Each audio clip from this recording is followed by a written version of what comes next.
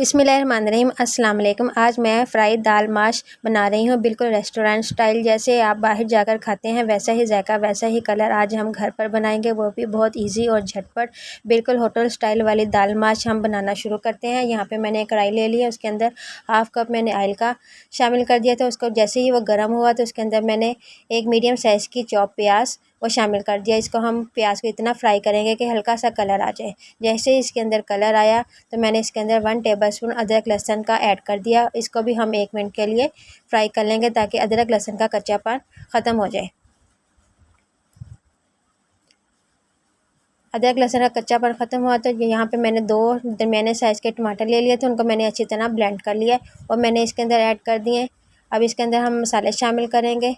साबुत ज़ीरा half tea spoon या 1 टीस्पून डाल दीजिएगा। खुश्क धनिया 1 टीस्पून, लाल मिर्च का पाउडर 1 टीस्पून या जायके के मुताबिक आप इसको कम या ज़्यादा कर सकते हैं। नमक हाफ़ टी स्पून या अपने जायके के मुताबिक आप शामिल कर दीजिएगा। हल्दी 1/4 टीस्पून, काली मिर्च का पाउडर हाफ़ टी स्पून और साथ ही मैंने इसके अंदर कसूरी मेथी शामिल कर दी थी हाफ़ टी स्पून।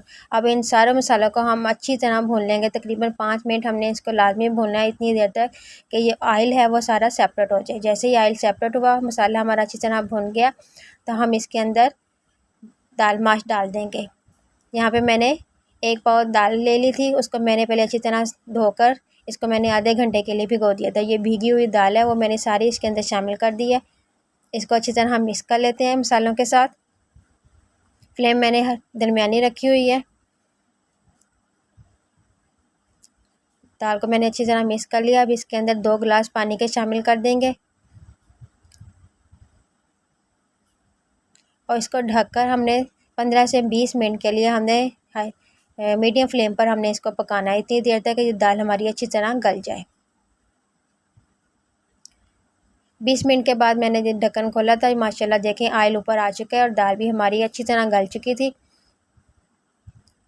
अब इसके अंदर हम ये हरी मिर्चें और अदरक जूलियन कटा हुआ ये शामिल कर दिया। मैंने चूल्हा बंद कर दिया। अब इसको हम 5 मिनट के लिए वैसे ही ढक देंगे बगैर हमने चूल्हा जलाए, ताकि ये जो है हरी मिर्ची और अदरक जो है वो भी थोड़े से गल जाएं।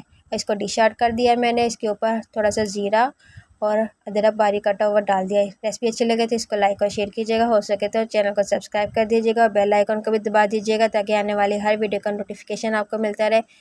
और इस वीडियो के नीचे कमेंट्स करके मुझे लाजमी बताइएगा कि रेसिपी कैसी लगी। नेक्स्ट वीडियो में मिलते हैं। अल्लाह हाफिज़।